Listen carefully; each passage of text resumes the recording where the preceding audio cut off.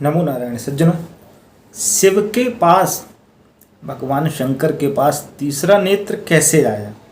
तीसरा नेत्र जो है वो वास्तविकता में क्या अभिप्राय रखता है, उसका क्या अर्थ होता है, वो किन संकेतों को दर्शाता है, उसके क्या फायदे हैं जीवन में, उसका वास्तविक अर्थ क्या है, अभिप्राय क्या है, इन विषय पर चर्चा है। चैनल पर नए हो चैनल को सब्सक्राइब करें और इस वीडियो को अधिक से अधिक शेयर करें। सज्जनों, तीसरा नेत्र जो होता है शिव का, वो दर्शाता है ज्ञान चक्षुओं को। देखो, नज़र बाहर की कहलाती, अंदर के चक्षु कहलाते हैं, है ना। बाहर नज़रिया है, अंदर चक्षु है, दृष्टा है, दृश्य है, माने जो देख रहा है, जो दिख रहा है, वो दोनों अंदर है। वो किससे देखेंगे हमको जीवन में?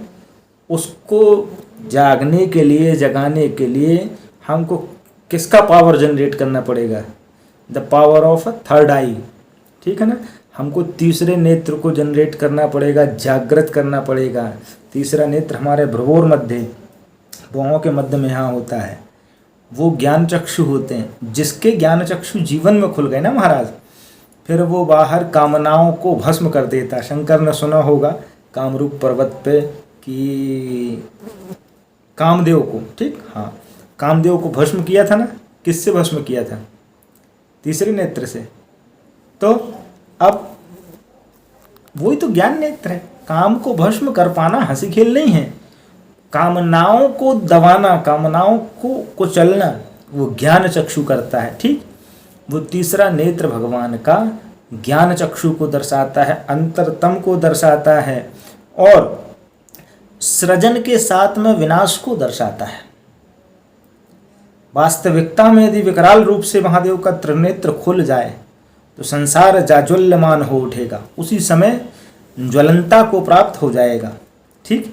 ये तो तीसरे नेत्र का, माने जो ज्ञानवान है, जो सृजन करता है, वही विध्वंसकारी, ठीक। दूसरी बात कि आया कहाँ से, तो अनेक प्रसंग मिलते हैं। विद्वान अपना अलग अलग मत देते, जहाँ जैसे जिसको जैसे प्राप्त हुआ।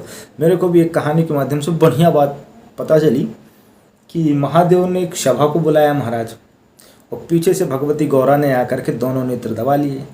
अब जब दबा लिए तो संसार में हाहाकार मच गया, अंधकार मच गया। और भगवान कौन है? शम कल्याणम करोति इति शंकर। शंकर का अर्थ है जो शीघ्र कल्याण कर दे। अब वो अनहित तो देख नहीं सकता। यहाँ जो देखो, यहाँ जो अनहित होता है वो मनुष्य लोगों का व्यक्तिगत निजी कर्म है। वो अनहित अपने भक्तों का नहीं देख सकता। हमारे द्वारा कोई गलती हुई, हम प्रायश्चित कर रहे हैं या हम भोग रहे हैं, ठीक, इसमें शंभू का कोई वो नहीं। अभी तो उस कष्ट से हमको वो निकाल दे तो उसका भला है, वो ईश्वर है। और शिव तो शिवोहम सर्वोहम, सब कुछ है, ठीक। तो दोनों नेत्र बंद हो गए महाराज।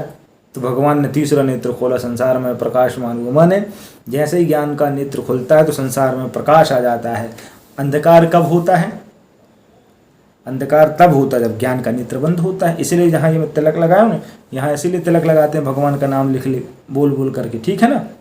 कुछ समय तक जब उस परम तत्व को हम प्राप्त हो जाते हैं, उसको समझने लगते, तो फिर कुछ लोग तो ना, जो वेदांती हैं और बहुत सारे कुछ ना, फिर वो तिलक लगाते ना कुछ करते। पर करपात्री श्री धर्म सम्राट जो है हमारे यहाँ, वो तो सदैव सब कुछ जानते थे, बड़े धर्मज्ञ थे, बड़े सब कुछ जानकार थे भैया। इसके बाद भी दैनिक कर्म नहीं छूटता था, नित्यादि क्रियाएं नहीं छूटती थी, तिलक बंधन नहीं छूटता था।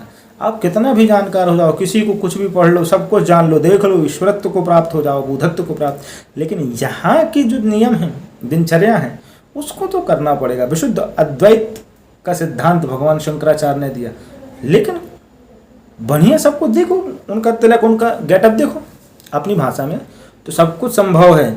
इसीलिए भगवान शंकर के बढ़िया विषय से सावन चल रहा है।